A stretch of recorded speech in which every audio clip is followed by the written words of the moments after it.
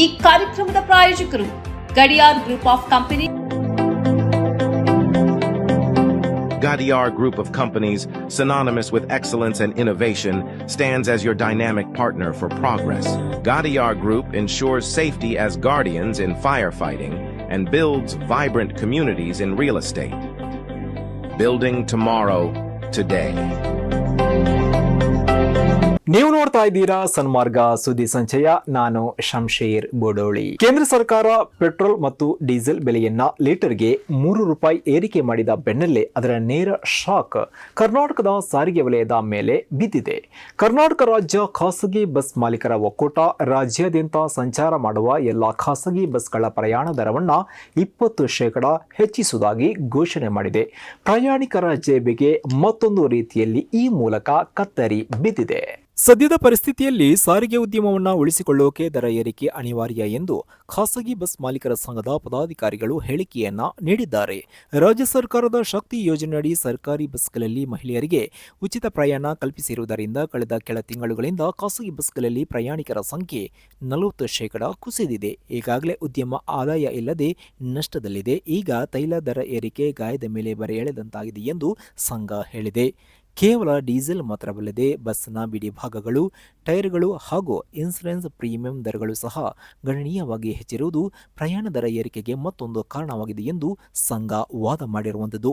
ಈ ಮಧ್ಯೆ ಸಾರಿಗೆ ಇಲಾಖೆಯು ಖಾಸಗಿ ಬಸ್ ಮಾಲೀಕರು ನಿಯಮಾವಳಿಗಳನ್ನು ಮೀರಿ ಸಾರ್ವಜನಿಕರಿಂದ ಅತಿಯಾದ ದರ ವಸೂಲಿ ಮಾಡಿದರೆ ಕಟ್ಟುನಿಟ್ಟಿನ ಕಾನೂನು ಕ್ರಮ ತೆಗೆದುಕೊಳ್ಳಲಾಗುತ್ತೆ ಮತ್ತು RTO ಅಧಿಕಾರಿಗಳ ಮೂಲಕ ನಿಗಾ ಇಡಲಾಗುತ್ತೆ ಎಂದು ಸರ್ಕಾರ ಎಚ್ಚರಿಕೆ ನೀಡಿದೆ.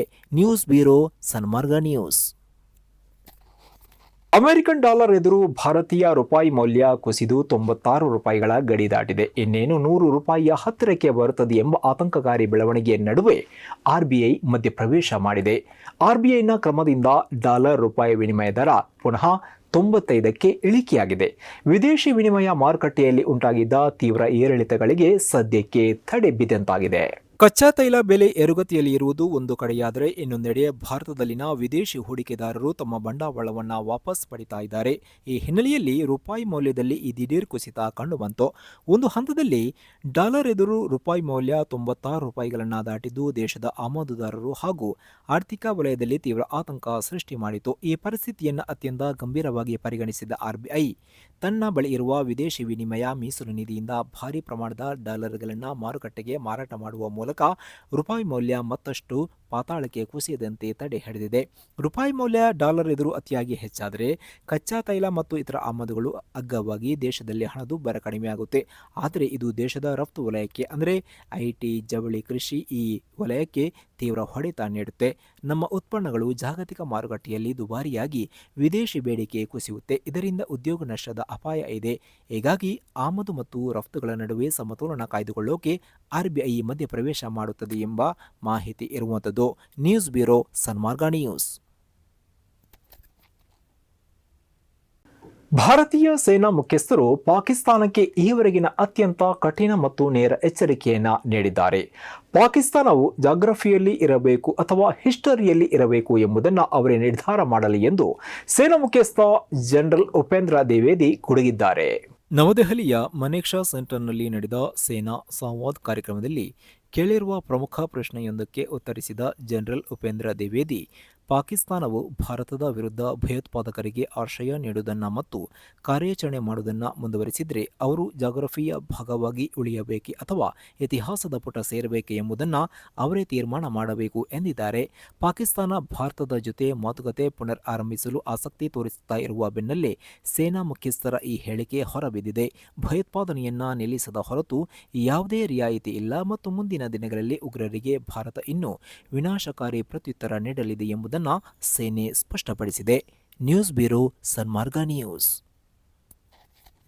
ಪಶ್ಚಿಮ ಬಂಗಾಳದ ಚುನಾವಣಾ ಕಣದಲ್ಲಿ ತಲ್ಲಣ ಮೂಡಿಸುವಂತಹ ಒಂದು ಭೀಕರ ಘಟನೆಯೊಂದು ನಡೆದಿದೆ.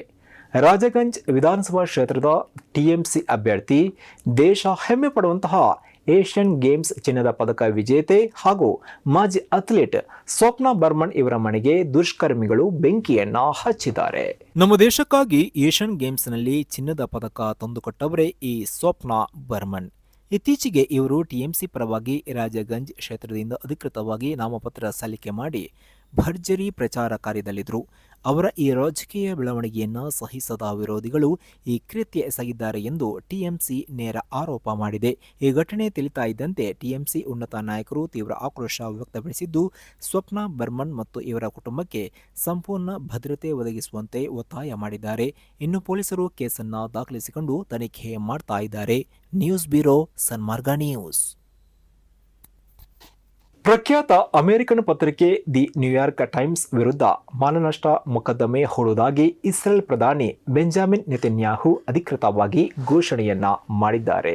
ನ್ಯೂಯಾರ್ಕ್ ಟೈಮ್ಸ್ನಲ್ಲಿ ಪ್ರಕಟವಾದ the silence that meets the rape of Palestinians ಎಂಬ ಲೇಖನದಲ್ಲಿ ಇಸ್ರೇಲಿ ಸೇನೆ ಮತ್ತು ಸೆಟ್ರಲ್ಗಳು ಫಿಲಿಸ್ತೀನಿಯರ ಮೇಲೆ ದೌರ್ಜನ್ಯ ಎಸಗ್ತಾ ಇದ್ದಾರೆ ಎಂದು 14 ಮಂದಿ ಸಂತ್ರಸ್ತರ ಸಾಕ್ಷಿಗಳ ಜೊತೆಗೆ ವರದಿ ಮಾಡಲಾಗಿತ್ತು. ಹ್ಯೂಮನ್ ರೈಟ್ಸ್ ವಾಚ್ ಮತ್ತು ಸೇವ್ ದಿ ಚಿಲ್ಡ್ರನ್ ಸಂಸ್ಥೆಗಳ ವರದಿಗಳನ್ನು ಆಧರಿಸಿ ಈ ಲೇಖನವನ್ನು ಸಿದ್ಧಪಡಿಸಲಾಗಿತ್ತು. ಈ ವರದಿಗೆ ತೀವ್ರ ಆಕ್ರೋಶ ವ್ಯಕ್ತಪಡಿಸಿರುವ ಇಸ್ರೇಲ್ ಪ್ರಧಾನಿ ಮತ್ತು ವಿದೇಶಾಂಗ ಸಚಿವ, ಇದು ಇಸ್ರೇಲಿ ಸೈನಿಕರ ಚಾರಿತ್ರ್ಯ ವಧೆ ಮಾಡುವ ಪ್ರಯತ್ನ, ಹಮಾಸ್ ಉಗ್ರರ ಕ್ರೌರ್ಯಕ್ಕೂ ಮತ್ತು ಇಸ್ರೇಲ್ನ ಸೈನಿಕರಿಗೂ ತಪ್ಪು ಹೋಲಿಕೆ ಮಾಡಲು ಈ ಸುಳ್ಳು ವರದಿ ಸೃಷ್ಟಿಸಲಾಗಿದೆ ಎಂದು ಕಿಡಿಕಾರಿದ್ದಾರೆ. ಇದುವೇ ಈ ಹೊತ್ತಿನ ಸನ್ಮಾರ್ಗ ಸುದ್ದಿ ಸಂಚಯ. ನಿರಂತರವಾಗಿ ನೋಡ್ತಾ ಇರಿ ಸನ್ಮಾರ್ಗ ನ್ಯೂಸ್. ಸುದ್ದಿಗಳ ಸಂತೆಯಲ್ಲಿ ಸತ್ಯದ ಮೊಂಬತ್ತಿ.